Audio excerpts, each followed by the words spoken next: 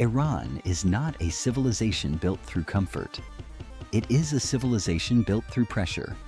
For thousands of years, empires crossed its land believing Persia was finally finished. Alexander burned its capitals. Arabs transformed its religion. Mongols devastated its cities. Revolutions rewrote its government. Yet Iran endured. Not because history was kind to it, but because survival became part of its identity. To understand Iran, you first have to understand its geography. The Iranian plateau is one of the harshest environments where a major civilization ever emerged. Towering mountains surround vast deserts where temperatures can destroy armies. Earthquakes constantly threaten cities and entire regions. But geography also made Iran powerful. It sits at the crossroads of civilizations, between East and West, between Central Asia, Mesopotamia, India, and the Mediterranean. Trade routes passed through its territory for centuries. Armies marched across it. Empires collided here again and again. And over time, that constant pressure shaped a civilization capable of surviving almost anything. Long before modern Iran existed, ancient cultures thrived across this land. One of the earliest was Elam, a civilization that existed thousands of years before Rome. But the turning point came with the rise of the Persians. From the southern region of Fars emerged a ruler whose name would echo through history forever, Cyrus the Great. In the 6th century BCE, Cyrus created the Achaemenid Persian Empire, one of the largest empires the world had ever seen. At its height, Persia stretched from Egypt to India. But Persia's greatest strength was not only military conquest, it was administration. The empire connected continents through roads and communication systems. Different cultures and religions were often allowed to continue practicing their traditions. Regional governors managed distant territories while remaining loyal to the empire. Persia understood something many empires never learned: power cannot survive through force alone. This idea helped Persia dominate the ancient world for centuries. Even Greece and Rome eventually adopted parts of Persian administration and imperial strategy. The empire seemed unstoppable. Then Alexander the Great arrived. In 330 BCE, Persepolis, the ceremonial capital of Persia, burned. To many observers, it looked like the end of Persian civilization. But this became one of the great patterns of Iranian history. States collapsed. Civilizations survived. After Alexander's conquest, Greek influence spread across the region. But Persian identity did not disappear. Iranian dynasties eventually returned to power. The Parthians emerged. Then the Sasanian Empire rose stronger than before. For centuries, Persia stood as Rome's greatest rival. The wars between Rome and Persia shaped the ancient world. Massive armies crossed deserts and mountains, fighting for dominance over the Middle East. But endless war weakened both empires. And from Arabia, a new force emerged: Islam. The Arab conquest transformed Iran forever. The old Persian Empire collapsed.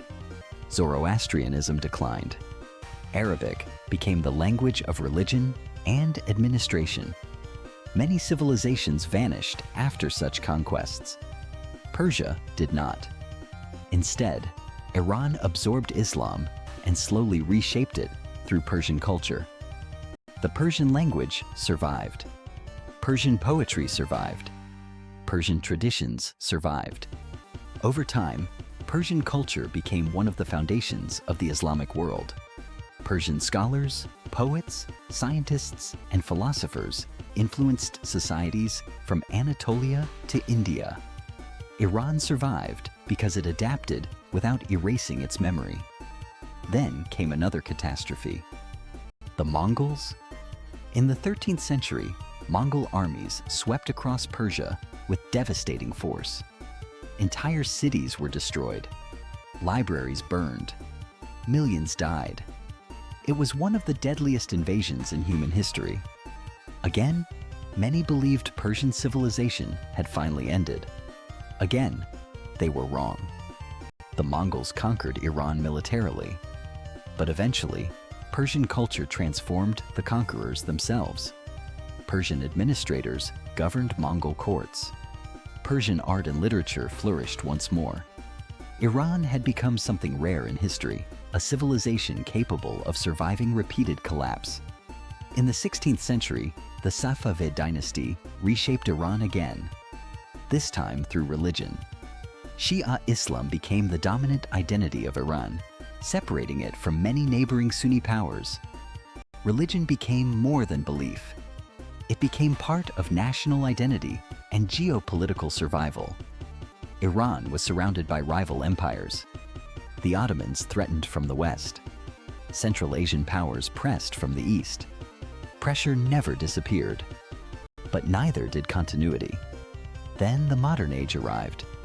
Industrial power changed the world, and oil transformed Iran into one of the most strategically important countries on earth. Foreign powers increasingly interfered in Iranian affairs. Britain sought influence. Russia expanded southward. Later, the United States became deeply involved in Iranian politics. These interventions created deep national distrust toward outside powers, a distrust still visible today. Then came 1979. The Iranian Revolution overthrew the monarchy and created the Islamic Republic. For the modern world, this was a turning point. Iran became one of the most controversial and isolated states on Earth. But beneath modern politics lies something older than any government. A civilization shaped by centuries of invasion, resistance, adaptation, and survival. Modern Iran is often viewed only through the lens of geopolitics, nuclear negotiations, sanctions, or conflict. But Iran cannot be understood through politics alone. Its identity was shaped over thousands of years. Most ancient empires disappeared completely. Ancient Egypt transformed beyond recognition. Mesopotamia vanished into history. Rome fragmented. But Iran retained something unusual: civilizational continuity. Its language survived. Its cultural memory survived. Its literature survived. Modern Iranians can still read poetry connected to traditions that are centuries old. Ancient symbols still exist inside modern political narratives. That continuity matters because Iran does not see itself as simply another modern nation-state. It sees itself as a civilization with deep historical memory. And civilizations think differently than ordinary states. For centuries, Iran learned to survive pressure instead of expecting peace. Empires marched across its territory. Religions transformed its identity. Earthquakes shattered its cities. Wars scarred its people. And still, it remains. Not because it avoided collapse, but because collapse became part of its history. Iran learned how to survive defeat without losing itself. Dynasties disappeared. Governments changed. Borders shifted. But something deeper endured. A civilization held together by language, memory, culture, and the belief that history did not end with the fall of the last empire. Because in Iran, it never really did. Iran's story is also the story of endurance through contradiction. It is a country where ancient ruins stand beside modern highways, where satellite dishes cover rooftops beneath religious slogans, where poetry remains as important to identity as politics or power. For centuries, Persian poetry carried the emotional memory of the civilization. Poets like Hafez, Ferdowsi, and Rumi became more than writers. They became guardians of cultural continuity. When empires collapsed, literature preserved identity. When politics changed, language remained. Ferdowsi's Shahnameh, the Book of Kings, helped preserve Persian history and mythology during periods when many feared Persian culture would disappear beneath foreign influence. The message was clear: Iranian civilization was older than any ruler. And this idea still exists today. Modern Iran is filled with contradictions. It is deeply religious, yet highly educated. Traditional, yet technologically advanced. Politically isolated, yet culturally influential across the region. Tehran itself reflects these contrasts. Beneath the shadow of the Alborz Mountains, millions move through one of the Middle East's largest urban centers. Traffic fills enormous highways. Cafes, universities, markets, and digital culture coexist beside strict political systems.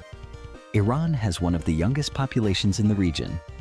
Its scientists, engineers, filmmakers, and artists continue shaping modern Iranian identity despite decades of sanctions and isolation.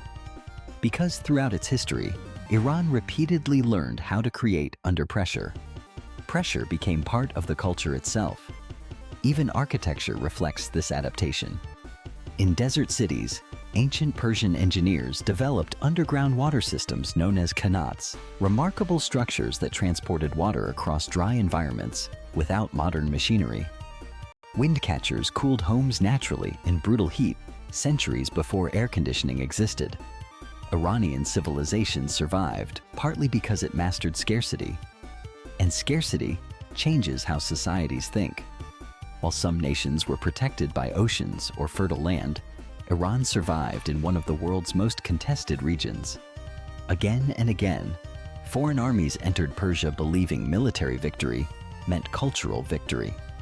But conquering territory is easier than erasing memory. The Greeks conquered Persia, yet Persian administration influenced their empires. The Arabs conquered Persia, yet Persian culture reshaped the Islamic world. The Mongols devastated Persia, yet they adopted Persian systems and traditions afterward. This pattern repeated so often that survival itself became part of Iranian identity. Even today, historical memory plays a central role in how Iran sees global politics. Many modern powers approach Iran as a geopolitical problem.